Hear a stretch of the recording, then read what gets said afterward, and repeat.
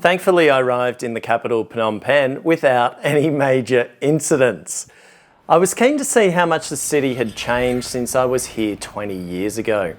Again, recent YouTube videos I'd watched painted a very positive picture of the town, almost to the point of simping, such were the gushing reviews. There's a lot of love out there for Phnom Penh, as there has been throughout its history, with it once being known as the Pearl of Asia in the early part of the 20th century before being thrust into darkness towards the end of it by Pol Pot and the Khmer Rouge.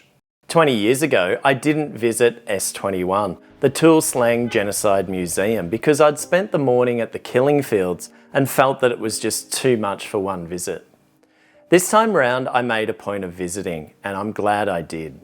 It's an extremely moving experience that everyone who visits Phnom Penh should experience at least once.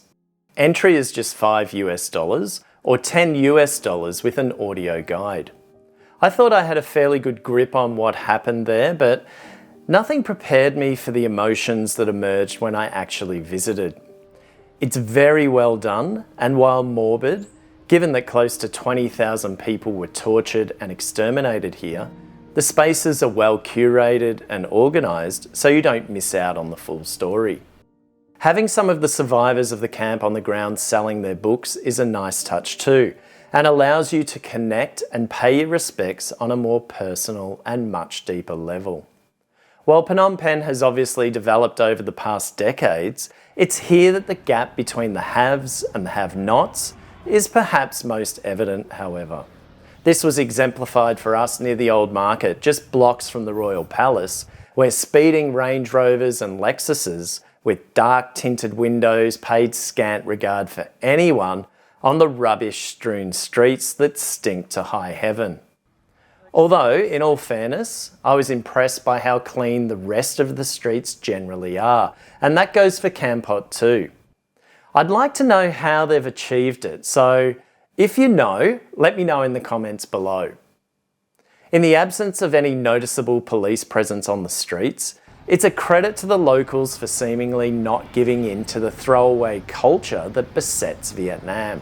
But I suspect that one major reason for it is the obvious lack of a vibrant street food culture in Cambodia that you get in Vietnam, for example.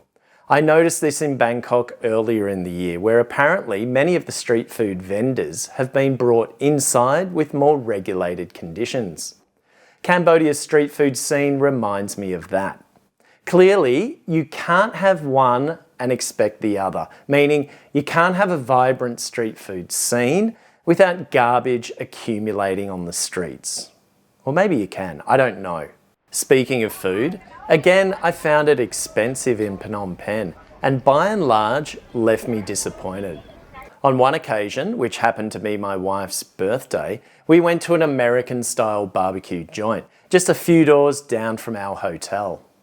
For an avocado dip, 5 small pieces of fried chicken, and 2 dry-aged beef sliders with 3 cocktails, our bill came to a hefty $35. The quality was lacking and largely left me unsatisfied. We stayed at the nearby Plantation Urban Resort and Spa for around $90 per night, which we found very pleasant, the staff were excellent, and it included a buffet breakfast. Its location right down the street from the Royal Palace is excellent if you want to explore the city centre on foot. I recommend it. All in all, I'd have to say Phnom Penh was the highlight of the trip for me, as I was eager to see how it had developed over the past couple of decades, and it definitely deserves a few days to check out. But now that I've scratched that itch, I don't really have a desire to return anytime soon.